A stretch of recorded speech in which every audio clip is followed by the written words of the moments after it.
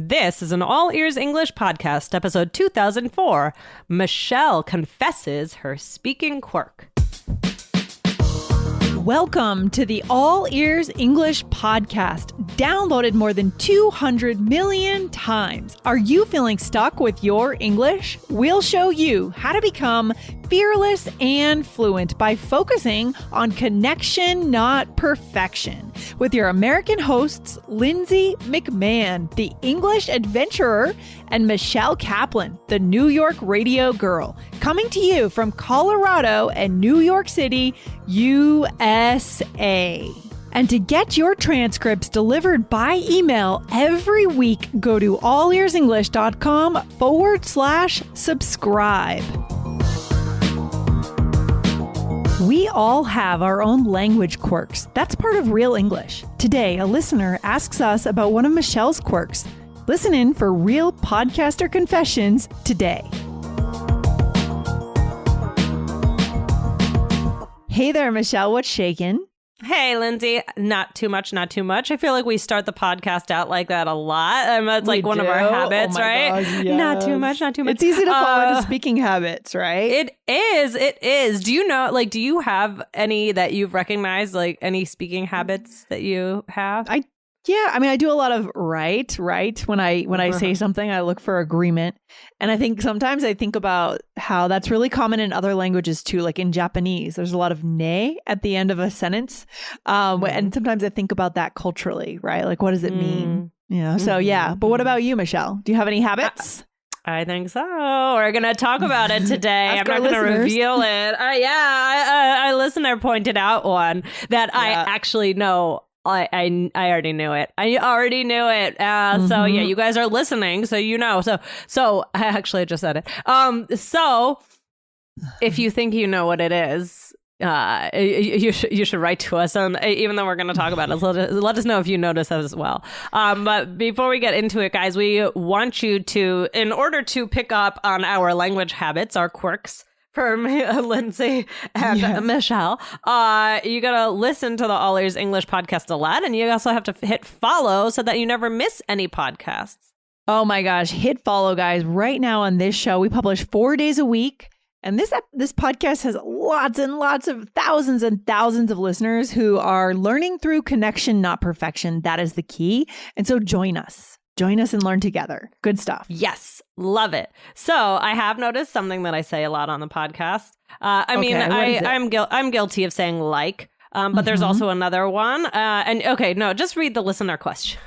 Okay, I'm going to hop into the question. Here we go. This is from Kaori, an English learner living in Japan. We mentioned Japan a few minutes ago. Okay, Kaori says, I recently started listening to your podcast and I wanted to let you know how much I enjoy it. Yay! That's awesome. Your conversations are engaging, lively, and authentic, and I find myself completely immersed in them. Yes. I've been actively trying to improve my English by mimicking your pronunciation, intonation, and accent, and I must say that it's been a very positive experience. However, there's a however, Michelle. However, I have noticed that I've started using the phrase, frequently, which is something I didn't do before. While it may seem trivial, it does concern me a bit. I've noticed that you use the phrase, frequently during the conversation, and I was wondering if you could tell me more about why you use it so often. I hope you don't mind my asking. I'd like to know how it sounds to native English speakers when someone uses this phrase frequently. Why do people generally think, or what do people think about this speaking habit? She's apologizing if her question's offensive. We're not offended, Kaori. I'm not offended. Not offended. No, of course not. I mean, honestly, our listeners know how we speak better than we do, Michelle. It's true. It's true. Yeah. And no, not offended. Also, Kaori didn't single me out. However, I know that I do this. Okay, so fair enough. I don't know if you do this, but I know I do this. I think I do. I say something like, I say something like, like I say it very under my breath. Okay, that's really funny how you just imitated yourself. And also, what are you talking about? That doesn't sound like you at all. I do say it. I do. You have to analyze our transcripts, right? That's really who's going to know best is whoever has our transcripts. That's true. You could get our transcripts, guys, in our app, allearsenglish.com/app, or you could subscribe by email, allearsenglish.com/subscribe. All right, well, let's get into it. it, Michelle. So you're saying you do this. Tell me more. I do it. Yeah. So, I mean, this is a quirk. So what is a quirk, Lindsay? Well, a quirk is just something that's weird, right? So yeah, no offense. Exactly. But it's just something that's weird. It's maybe a habit or something we do that's unique or different or just doesn't necessarily have much of an explanation as to why. Right? And for more episodes making fun of me, head over to no, not really. It's just pointing out things. A whole series. Episode 1250 was what are Michelle's 2 worst habits. And there's another one, Lindsay, a recent one. Lindsay, you want to tell us about this one? Aubrey did an interview. Yeah, well, you mentioned earlier using the phrase like, which is something you do too. I do it sometimes as well. And Aubrey actually interviewed Valerie Friedland, who's a linguist, about the benefits of using like. So it's episode 1976, 3 benefits of like with linguist Valerie Friedland. So go check that one out because I'm actually really excited to listen to that episode. Yeah, that sounds great. I want to hear about why it's okay that I say like.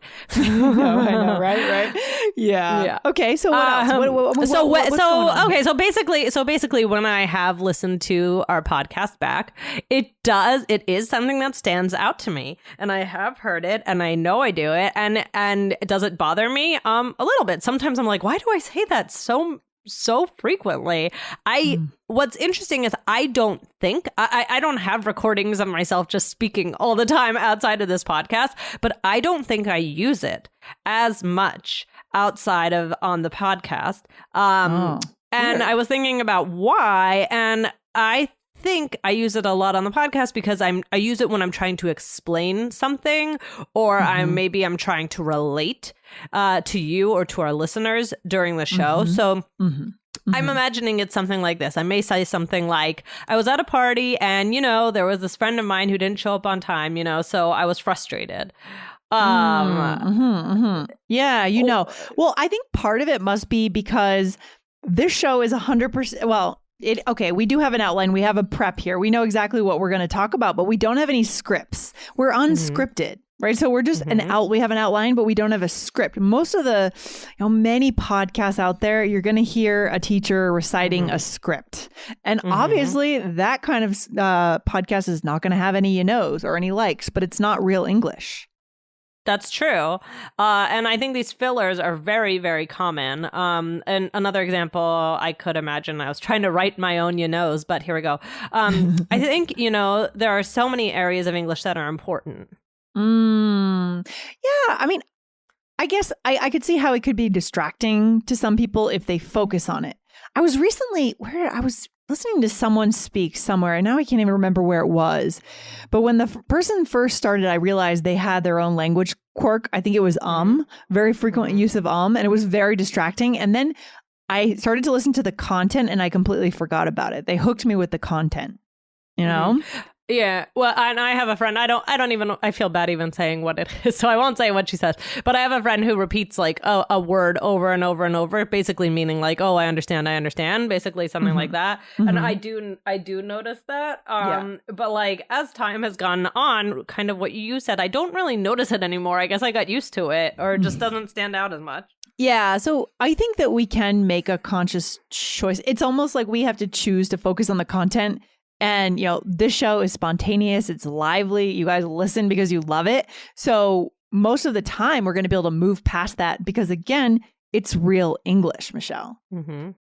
Okay, what else, Michelle? What else can we tell Cowrie here about this? I mean, what should we know?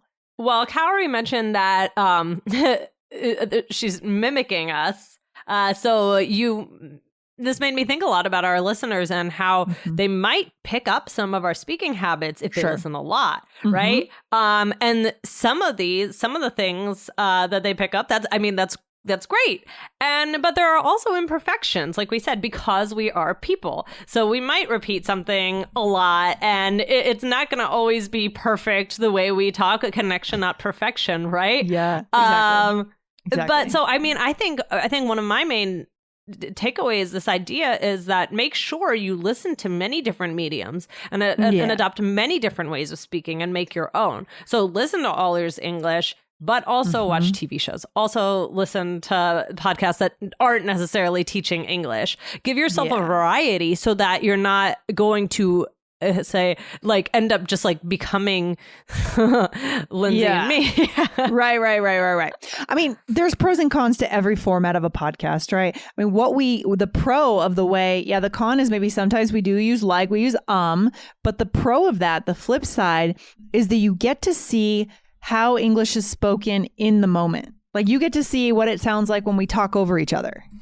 And you can't have both, right? You can't have an episode completely without ums or likes because that's unrealistic. And with the interesting way of the dynamic, real, spontaneous English is just going to happen. Pretty much everyone inserts, I would venture to say, most American English speakers insert occasionally a like and and these are filler words. Like it is normal English. I just did it. Like it's normal English. Okay. So you kind of have to choose. Like, do you want to learn robotic scripted English or do you want to learn natural English? Give and take.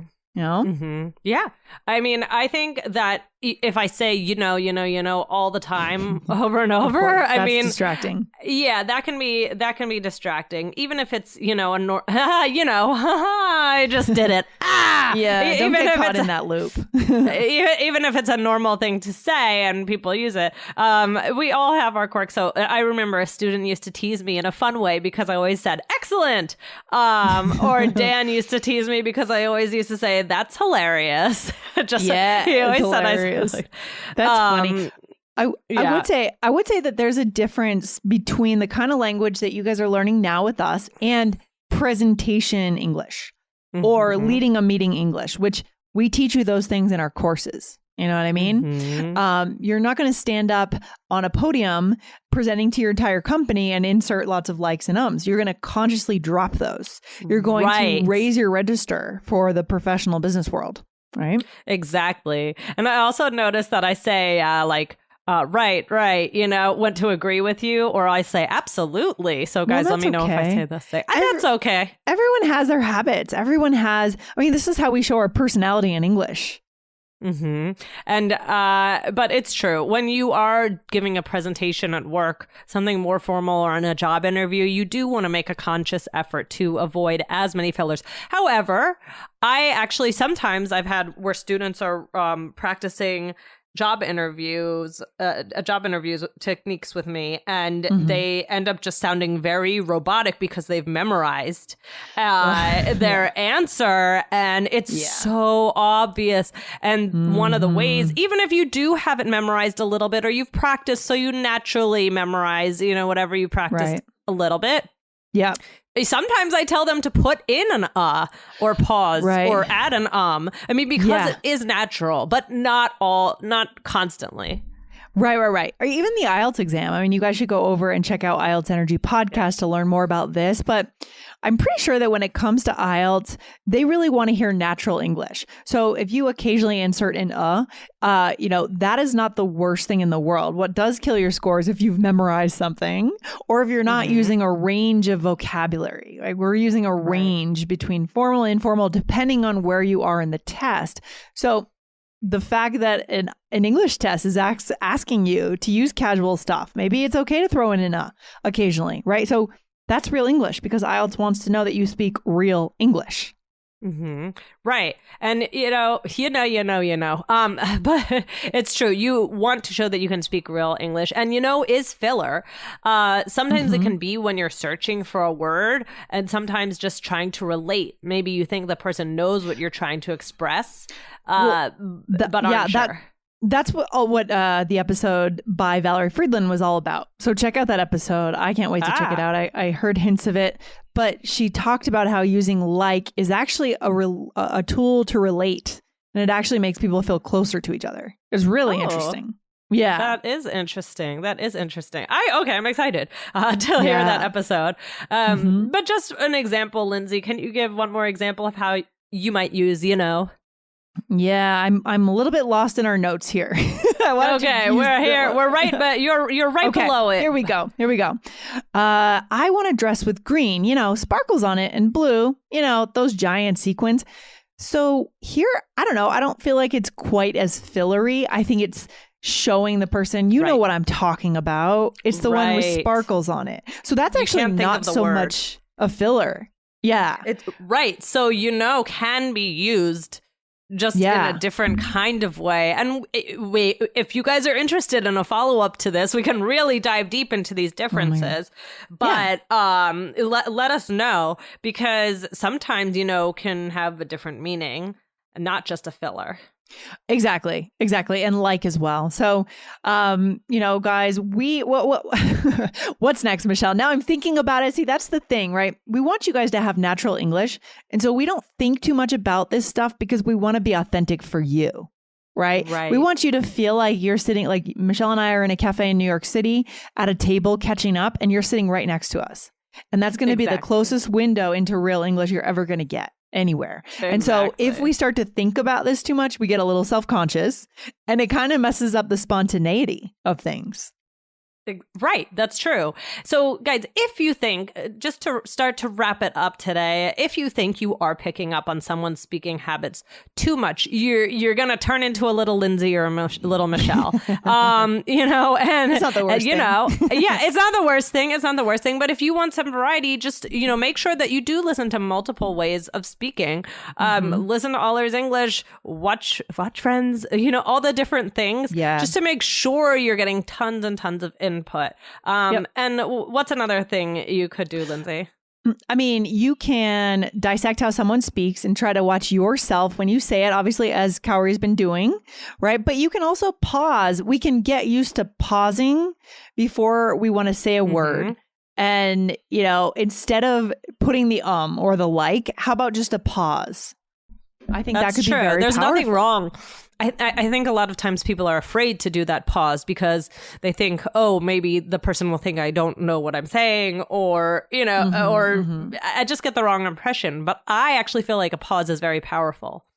Oh, pauses can be incredibly powerful. I love it. I mean, what's the bottom line here? For me, this is so clearly, it's about connection, Michelle. It's about connection, because there has to be a goal. For our listeners, guys, if your goal is to be a linguist, maybe it's another type of content that you should consume, right? But if you want to connect with human beings in front of you in your life in English, a show like this is really what's going to show you how to do that. That's true.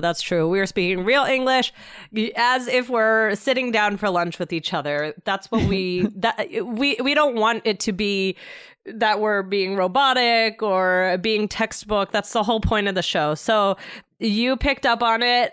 Don't worry, not offended at all. I actually thought it was kind of cute and funny that it was brought to my attention. That's why I did the episode. If I was offended, I would have said, I don't want to do that episode. I'm embarrassed. Yeah. I love that. So I thought this was a great topic. Yeah, I like the idea here. I think what would make a great course idea that we could build a course on this would be to build a course where we show you guys the casual version of a conversation and the presentation version of that same conversation, a more buttoned up version without the likes and the ums. Because really what we want you guys to be able to do is move between the two. At work, in that presentation, you're in the buttoned up version. And then after work at happy hour, you're still with your coworkers. So you're somewhat set, but you're more semi-formal. You're not casual, you're semi-formal. And then we go down to casual when we go home with our friends. How can we move between the three? And I think that is exactly what brings people from that intermediate to that real advanced level, the ability to seamlessly switch between these kinds of registers. Exactly. I love it. And final thought, Michelle, human connection. That's the only thing that matters. I love it. So good. Love it. Okay, guys, thank you for hanging out. Thank you for that question. I really did like it. This was a lot of fun to talk through this. All right. Good stuff, Michelle. I'll talk to you soon. Have a good one. Bye. Bye. Thanks for listening to All Ears English. Would you like to know your English level? Take our 2-minute quiz. Go to allearsenglish.com/fluency score. And if you believe in connection, not perfection, then hit subscribe now to make sure you don't miss anything. See you next time.